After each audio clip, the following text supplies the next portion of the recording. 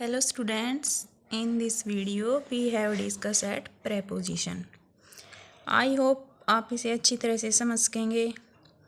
तो students first of all आपको यह पता होना चाहिए कि प्रेपोजिशन होती क्या है। स्टूडेंट्स वीडियो को पूरी देखना क्योंकि इस वीडियो में आपका 2 या 3 नंबर का फ़ायदा होना है और जिनका टीजीटी इंग्लिश है उनका और भी ज़्यादा नंबर का फ़ायदा होना है। तो चलिए फ्रेंड्स स्टार्ट करते हैं। What is a preposition? Preposition होता क्या है? Preposition is a word which shows the relation of a noun pronoun with another noun and pronoun in a sentence. जिस सेंटेंस में नाउन और प्रोनाउन के बीच का किसी दूसरे नाउन प्रोनाउन के साथ रिलेशन दर्शाया जाता है, it is called preposition. For example, Ramesh is a standing at the school gate. Ramesh है जो स्कूल गेट पर खड़ा है। Ramesh as a noun use हुआ यहाँ पर, तो रमेश है जो वो नाउन है and the school gate is a pronoun. तो रमेश और स्कूल गेट के बीच में जो रिलेशनशिप है वो प्रेपोजिशन एट है जो उसको दर्शाता है। रूल नंबर फर्स्ट है, डेफिनेट डे के लिए ओन यूज़ होता है, डेफिनेट टाइम के लिए एट का प्रयोग होता है एंड डेफिनेट मंथ के लिए इन का प्रयोग होता है। डेफिनेट टाइम के लिए हम एट लगाते हैं, जैसे we reach Delhi at 5 PM।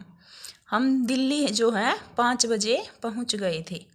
तो डेफिनेट टाइम है ये 5 PM और डेफिनेट मंथ के लिए हम इन का प्रयोग करते हैं।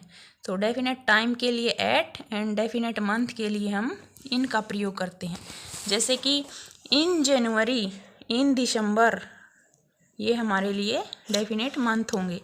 Definite location, we live at Mumbai, ये डेफिनेट लोकेशन बता दिए इसमें कि हम मुंबई में रहते हैं। डेट के लिए ऑन का यूज़ होगा, as we have celebrated teacher day on 5 सितंबर। इसने बताया है कि हम 5 सितंबर को टीचर डे सेलिब्रेट करते हैं। तो ये डेफिनेट डेट होगी इसकी 5 सितंबर टीचर डे की।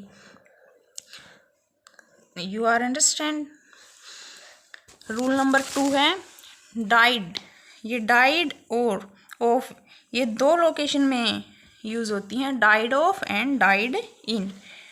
तो डाइड ऑफ होता है जो वो बाय डिसीज, डेथ होती है जो हमारी नेचुरली 2 टाइप्स होती है, 2 तरीके से होती है। जैसे डाइड एक डिसीज से होती है, एक बाय एक्सीडेंटली होती है।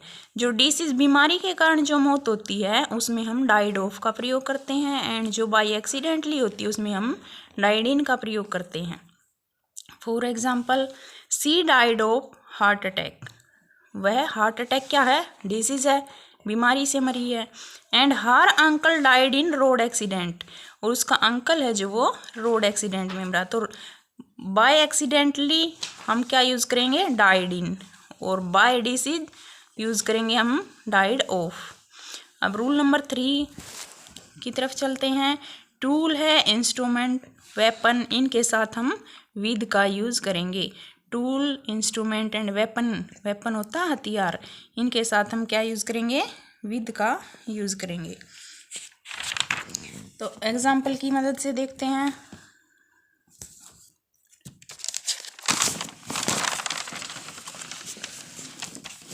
For example, cut the Apple with a knife, draw a circle with A compass. यानी कि नाइफ क्या हमारे पास एक वेपन है, हथियार है, और draw a circle with A compass ये हमारे पास एक इंस्ट्रूमेंट है। तो रूल नंबर 4 की तरफ चलते हैं guys. Level, position and rank को जो शो करता है वे प्रेपोजिशन है ऑन, ऑन, अबो एंड अपन। ये 3 प्रेपोजिशन ऐसी होती हैं जिसमें मोस्टली बच्चे कन्फ्यूज़न में रहते हैं। तो ये कोई ज़्यादा लंबी बात नहीं है स्टूडेंट्स, इसको हम नॉर्मल तरीके से भी सोल्व आउट कर सकते हैं। जैसे कि ओन, ओन जो यूज़ होगा वो टचेबल कंडीशन में यूज़ होगा। ओन है जो टचेबल कंडीशन में यूज़ होगा। एंड अबो जो है जो मोशनलेस, मोशनलेस जो एक्टिविटी होगी उसमें हम अबो का यूज़ करेंगे। जैसे कि टचेबल कंडीशन में, जैसे कि I place the flower on this table, अब फ्लावर को टेबल पर रखा है तो वो उसकी सरफेस को टच कर रहा है, तो उसमें क्या यूज़ करेंगे हम, ओन। अब वो क्या है, अब वो मोशनलेस चीज़ है, मोशनलेस में यूज़ होगा there is wire above the field. Wire जो है फील्ड के ऊपर से ऊपर है, तो वो वायर जो है वो कोई मोशन में तो है नहीं, तो इस मोशनलेस जो चीज़ होगी उसके लिए हम अबो का यूज़ करेंगे। And the bird is flying up on the sky या फील्ड। जो पक्षी हैं जो वो खेत के ऊपर से उड़ रहे हैं, तो पक्षी उड़ रहे हैं तो गाइज वो मोशन में होंगे, गति कर रहे होंगे, तो उसके लिए हम अपन का ओवर भी यहाँ यूज़ कर सकते हैं। अब नेक्स्ट रूल की तरफ चलते हैं हम, रूल नंबर 5 की तरफ। ये है डील विद और deal in. Students, deal with जो है वो हम डिस्क्राइब समथिंग्स, किसी चीज़ के का वर्णन करने के लिए करते हैं, और डील इन जो हम किसी चीज़ बिजनेस में जो कुछ काम में लगाया हुआ उसमें हम डील इन का यूज़ करेंगे। जैसे कि my uncle deal in clothes, कपड़े की दुकान है या कपड़े में उसने डील किया है। दी पोएट डील विद नेचर, कवि तो नेचर के साथ डील करेगा, नेचर में तो डील नहीं करेगा। तो नेक्स्ट रूल की तरफ चलते हैं guys, rule number 6, agree with and agree to agree on. ये मेनली प्रेपोजिशन है जो टीजीटी और पीजीटी में यूज़ होती हैं। तो एग्री विद का प्रयोग हम किसी पर्सन के साथ करेंगे, जैसे I am agree with you.